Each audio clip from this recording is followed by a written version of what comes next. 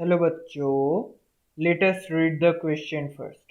So the question states, which of the following is considered as more realistic growth model?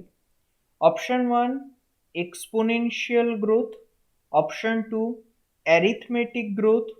Option 3, geometric growth. Option 4, logistic growth. Let's start.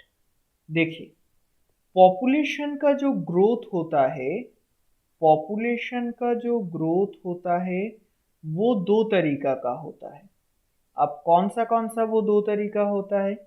एक होता है exponential growth, एक होता है exponential growth और दूसरा होता है लॉजिस्टिक ग्रोथ।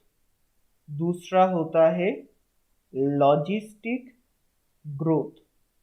अब ये जो एक्सपोनेंशियल ग्रोथ है, ये एक्सपोनेंशियल ग्रोथ एक पॉपुलेशन के लिए तभी एप्लीकेबल होगा जब वहां पर रिसोर्सेस अनलिमिटेड होगा।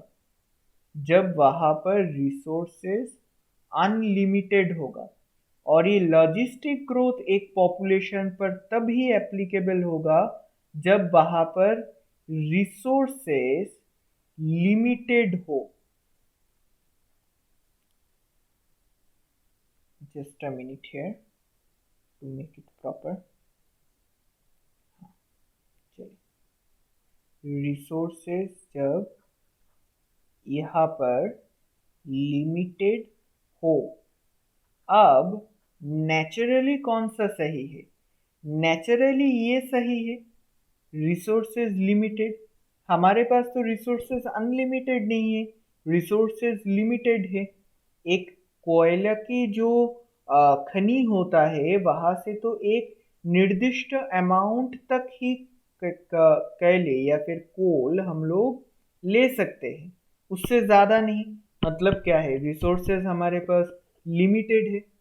इसीलिए जो लॉजिस्टिक ग्रोथ मॉडल है वो more realistic growth model consider किया जाता है rather than exponential growth model. और ये एरिथमेटिक ग्रोथ और ये जियोमेट्रिक ग्रोथ जैसे कि कुछ बैक्टीरियल के लिए होता है। जैसे कि जियोमेट्रिक ग्रोथ के बारे में अगर हम कहेंगे तो फिर अगर वहाँ पर दो बैक्टीरिया है, दो से चार हो गया, चार से ऐसे आठ हो गया, ऐसे ऐसे करके जियोमेट्रिक ग्रोथ होते हैं। और अगर वहाँ पर एक बैक्टीरिया रहा तो फिर एक से दो हो गया, फिर दो से वहाँ पर चार हो गया, चार से वहाँ पर क्या आ सकते हैं, वहाँ पर आठ हो गया कि छः हो गया। तो फिर ऐसे एरिथमेटिक ग्रोथ आता है। तो फिर आपका इधर पॉपुलेशन के रिस्पेक्ट में जो ग्रोथ मॉडल रियलिस्टिक है वो होता है logistic growth model. So the final or correct answer is option 4, logistic growth.